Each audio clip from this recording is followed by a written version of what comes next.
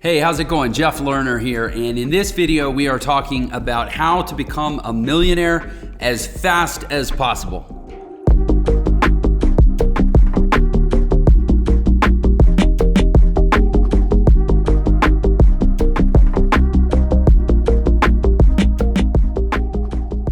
We're going to talk about how to become a millionaire as fast as possible, and I want to qualify that statement in two specific ways. One is, when I say millionaire, I don't necessarily mean make $1 million, because frankly, most people who make $1 million, they're still not technically a millionaire. A millionaire usually actually means somebody with $1 million net worth, like assets minus liabilities on a balance sheet, and even then, some of it's debatable. But frankly, I would argue that being a millionaire today doesn't really mean what it meant when the term kind of became, synonymous with like a rich person, because frankly, $1 million doesn't go nearly as far today as it used to. I like to say that 10 million is the new million. Depending where you live, $1 million, just living off of relatively low risk investments may not even get you a very good quality of life. When I say becoming a millionaire, what I really mean is whatever that means for you, becoming financially free and hitting the standard where finances are not are not a stressful part of your life. So that's the first qualifier that I want to make.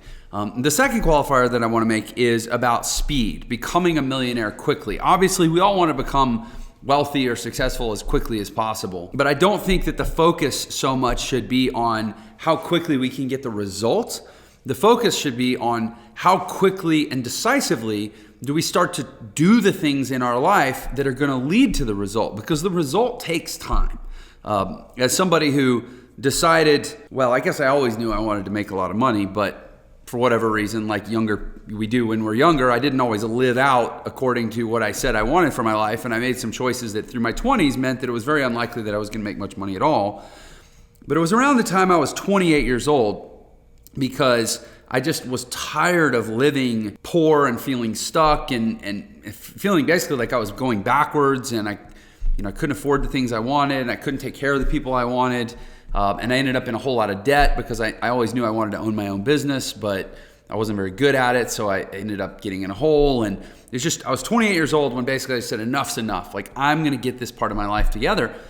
And it even as a pretty quick study in what I decided to do, it still took years before I could say, hey, I actually have like $1 million net worth. It took years, even though I started making a lot of money, what's considered a lot of money, when I was 28, and I got into affiliate marketing on the, my trusty computer. Within less than a year, I was hitting upwards of $40,000 or $50,000 a month. But even at that level, I had 10 or 20 grand a month going out on ads, and so then there was the net, and then I had to pay for, my other expenses. I had an assistant, and then, sometimes the cash flow would be delayed, and I would have to front the advertising costs. Plus, I had like over $400,000 in debt when I started, so I was having to make debt payments. Like, it still took several years, at least 3 or 4 years, before I had like the assets and the stability and the foundation. And that was after 12 years of struggling as an entrepreneur. So it took 3 or 4 years once I actually started to do it right, and I started to do something that was working. But it took 12 years. I started my first business, or tried to, when I was 16 years old. And it wasn't until I was 28 that I even basically had a business that actually worked. You can't accelerate through the reality that it takes time. But what you can do is you can immediately implement things in your life that if you don't do them, it's guaranteed not to work. So when I talk about becoming a millionaire as fast as possible, that's what I mean, is immediately doing the things in your life that are going to put you on that road. Because here's the thing, it's a lot of work, whether it's about making your first million, or as I say, 10 million is the new million, trying to get to that 10 million threshold, which, I believe in the world we live in, for most people in westernized countries, around that $10 million net worth is like where you really, really get to relax and say, hey, I can take care of people, I have a great life, I have all the stuff I could possibly need. You don't need more than that. You can help put kids through college. You can help with grandkids when you get there. You can, that you're protected in case of an adverse medical event. You know that you never need to work. You never need to go trade your time for money. You can do the things that you want to do, like all the things, right? And whether it's getting to 100,000 or getting to 1 million or getting to 10 million, anything that's an anomalously successful event, something that would be like an outlier event where it's statistically most people don't get that result. Anything like that is going to be a lot of hard work and it's going to take time. So what that means is you have no time to waste because it's going to take time even once you start doing the right stuff. It's still going to take time, which means you can ill afford to waste time to actually get started. So I'm going to give you 3 things that you can literally start doing that will have you on the path toward becoming a millionaire. The first one is you have to decide right now that you are going to start saving something every single day. And I literally don't care if it's a penny or a nickel or a dime or a quarter or a dollar or a $5 or a 10 or $100, whatever you can save at the end of every day, save it. And you might say, well, what good is it going to do me to save a penny a day, right? The point is training yourself, getting yourself in the habit of expecting surplus. So many of us are conditioned or we're not conditioned just because it's our default setting, as without the proper training or the proper conditioning, we sort of default to our natural state, right? Which is like, I'm hungry, I kill a rabbit and I eat the rabbit and now I'm not hungry anymore, but I can't save the rabbit, it goes to waste. And then the next time I'm hungry, I kill a squirrel, I'm using like hunter language, like old school Neanderthal language. But just like the way we're wired is like, I need something, I go get it, and now I've got it, and now I don't need it. So then I move on from there. But if you want to build wealth, you have to have consistent surplus. You have to train yourself to be an accumulator of surplus. It's the law of the farm. If you're not familiar with the law of the farm, read about the law of the farm. Stephen Covey talks about it. By training yourself, like even if you make minimum wage, and then by training yourself, say get to the end of every day, if you make, let's say $8 an hour, depending where you live, $10 an hour, $12, depending what minimum wage is. Say you make $100 in a day, save $1. Live off of 99 because you will train yourself to start expecting surplus, because over time, the only thing that will actually make you wealthy is accumulated surplus. And what you can do with that surplus to create returns that can compound, that can grow into additional surplus. That's the only thing that'll ever make you wealthy. So if you aren't accumulating surplus, some amount of surplus every day, then you're living in a place where you're exchanging everything you have for everything you think you need. And I get that. As somebody, I was a relatively poor. I lived in a major city and never made more than $40,000 through most of my 20s. And some years it was less than that. I played jazz piano and I taught piano lessons. And like I know that it's hard when you think, man, I got all this stuff I need. I need food. I need rent. I need things that they're legitimate necessities. And so you trade all your money to get those things. And you think, well, I'm spending all my money because I have to get what I need, right? But what you're missing in that equation, and it took me a long time to realize this, is that you also need surplus. Surplus is also a necessity. Surplus is just as much a necessity as health insurance, as food, as I would argue air. It depends what your standards are for life, but is surviving living? Or do you feel like in order to feel alive, you also want to thrive? You're never going to get off the treadmill if you don't have surplus. For me, I need surplus the same way I need food. When you realize that surplus itself is a need, then you realize that it is a contradictory statement to say I have no surplus because I spent all my money on the things that I need. Because you could never spend all your money on things that you need if there's no money left over, if you believe that monetary surplus is itself a need. You see the trick there? You have to create this habit, this pattern of saving a little bit. And some people talk about doing it every month. I think you got to do it every day.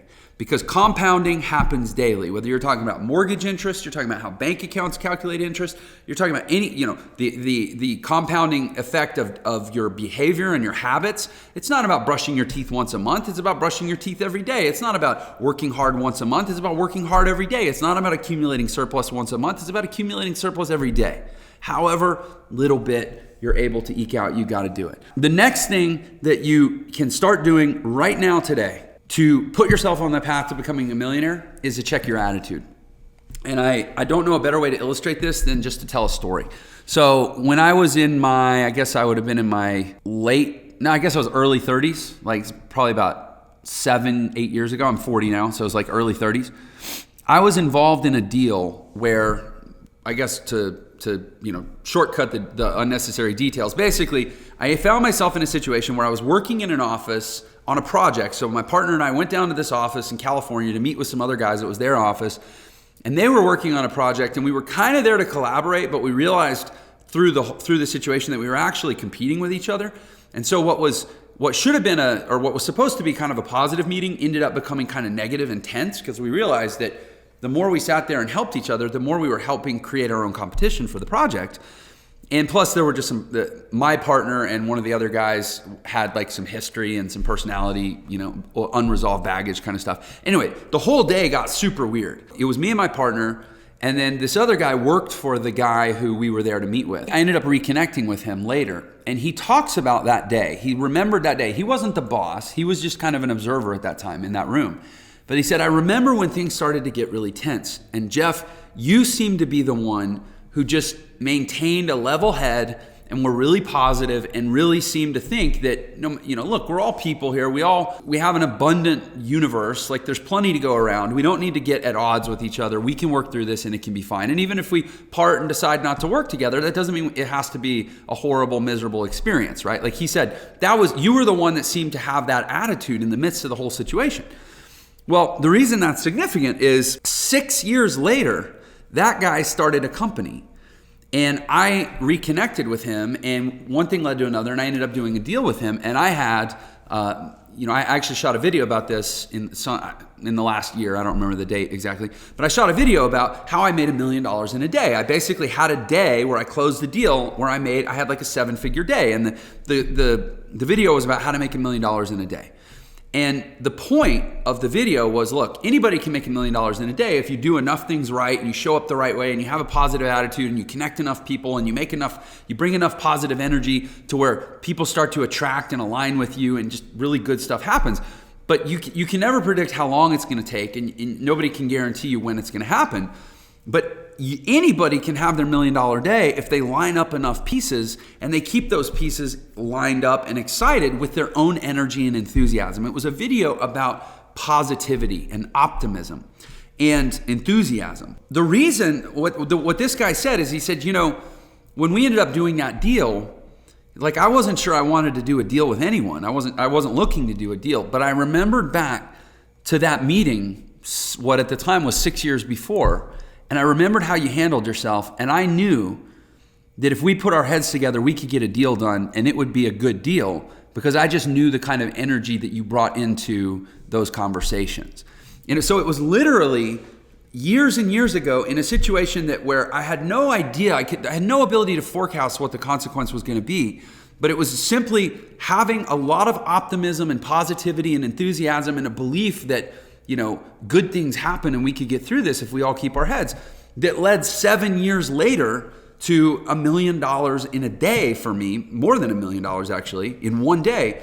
And if I hadn't had that attitude 7 years prior, the pieces never would have lined up that put me in that situation to be able to do that. And the number of other things that had to happen for that to happen are what I'm talking about: the daily effort, the work, the grind, the hustle, doing it day by day, the compounding of daily activity. But if you don't have that underlying currency of positive energy and enthusiasm, then what you're going to find is that you're always losing momentum and you're losing energy and you're losing potential, because people aren't going to stick to whatever the possibility is in working with you, right? They're going to drift away, because at the end of the day, the most important function in how you deal with people is how they feel when they interact with you. And I go back, if you've watched my videos, more than 10 of my videos, you've probably heard me say this, because I say it at least 1 out of every 10 videos. Maya Angelou said, people will forget what you said, they will forget what you did, but they will never forget how you made them feel. That is why you have to bring positive energy to everything. Because if people like the way it feels to be in proximity to you, then the relationships will stick, where years later, all these things can happen, can blossom because of the people that stayed connected to you. So, attitude check. And then the final thing that you can start doing right now to become a millionaire as quickly as possible is to start thinking real estate. Think real estate in all things. And I don't mean get involved in physical real estate necessarily, although I think that's often a great move for people, and it's something that's a big part of my life. Thinking in terms of the fundamentals of real estate. The fundamentals of real estate are rooted in a couple principles, at least the type of real estate that I'm interested in. Long-term assets. And when I say long-term assets, I mean two things. In finance, the value of something is based on the predicted future cash flows associated with the thing, discounted for various factors of risk, like how certain is it, how probable is it, how tied to certain variables is it, how volatile is it. And so I would argue that anything, you can create a value of anything. You create a value of your job right now by saying, well, what are the predicted future cash flows of my job from the work, and what is the risk factor associated with either losing my job or me getting hurt or me getting sick or not being able to do the job, or essentially you take anything that produces income or produces some kind of cash flow, value the future cash flows and discount them for risk, and that's the value of the asset. So that's one way to value an asset.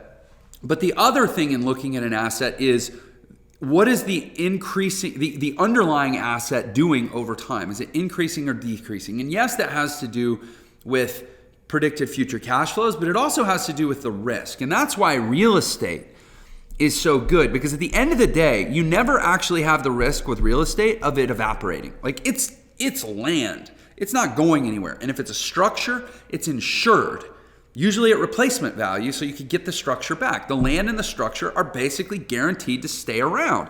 Whatever other factors may happen, there's always less risk in that than just about anything else.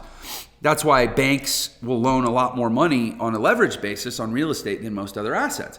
And so in terms of thinking real estate, what I mean is, be thinking about the future cash flows, be thinking about the probability of the future cash flows, and be thinking about the long-term certainty of the underlying asset. And when you start living your life, I mean all aspects of your life, other than maybe personal stuff where you don't expect any return, but I mean anything that's about your professional life, how much you get paid, how you exchange value with the world, your reputation, your business, your career, your industry, your productivity, you start running it all through that filter of saying, what are the cash flows, what's the risk, and what's the underlying asset value. You will stop chasing a lot of the shiny objects that will tend to distract you in your pursuit of wealth. For example, you might see a video about, hey, here's how I made $300 in a day on Snapchat. And you go, oh, sweet, I could use $300. But immediately your thinking won't be, well, what's the value of $300? Immediately your thinking will be, what's the value of the skill? Is it duplicatable? Does it result in $300 per day? What's the certainty or the probability of it continuing over time? Is it something that's based on something that could change? Like if Snapchat makes a tweak to their system, the whole thing goes away? Or is it something that is going to get saturated, and as more people do it, the opportunity is not going to be there anymore? You're going to change your focus. Instead of chasing after money or chasing after the latest, hottest new thing that somebody dangles in front of you, you're going to become a long-term value-based investor with your time and your energy and your resources. That's millionaire thinking. Now, I try to keep these videos to 20 minutes. So I'm going to wrap there. Those are 3 things that you can get started with right now today. Saving something every day, practicing law of the farm, practicing surplus, checking your attitude, making sure you're the most positive person in the room and you're attracting all the right energy, and thinking real estate, long-term future cash flows, and underlying asset value. Do all that, you will be on the path to millions. Listen, I'm committed to helping you have an awesome life. And if you want to watch more videos about how to have an awesome life, I encourage you to subscribe to this channel. Make sure you click the bell to get notified when I post new videos, because I will be bringing you the awesome life content for days and years to come. Thanks for your time.